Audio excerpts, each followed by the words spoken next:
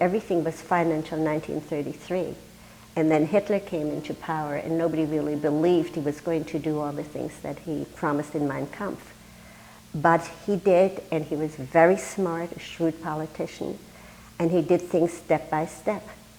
And all the restrictive policies came into effect. I wasn't allowed to go to any movies because every sign said Juden unerwünscht, which means Jews are not permitted, are not wanted. And my girlfriend Lily and I, we were very close. We used to go to something called the Büchsenbad and swim. Then the signs were not Juden unerwünscht. We could not go to anything where non-Jews gathered. We couldn't go to any place. The signs were everywhere.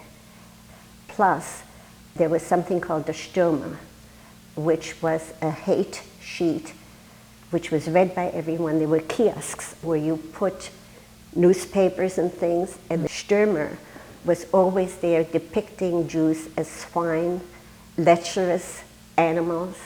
Women looked like prostitutes.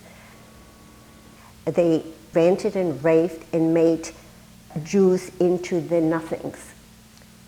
A lie repeated often enough becomes the truth. And that's what happened with the Stürmer, and that's what happened with Hitler.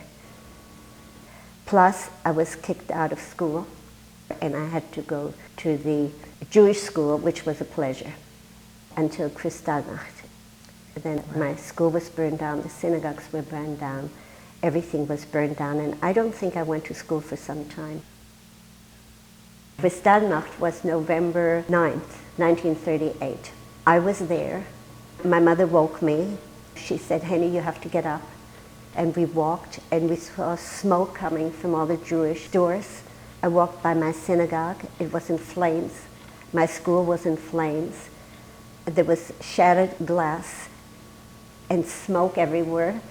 The fire engine stood by, didn't do a thing. They just made sure that the adjoining buildings wouldn't be burned. We went to our store, and all the shoes were thrown around, and the windows were broken. And we walked through this totally silent crowd. Nobody said one word. I don't know if they were shocked, empathetic with us, sympathetic with the Nazis. I don't know. We walked in, and my mother was like a stone statue. She couldn't move. She didn't cry. She didn't do anything. Then out of the crowd, one of the sales girls came in, and she hugged my mother, and then my mother broke down. It was probably one of the worst days in my life. I think then I realized what kind of danger we were in.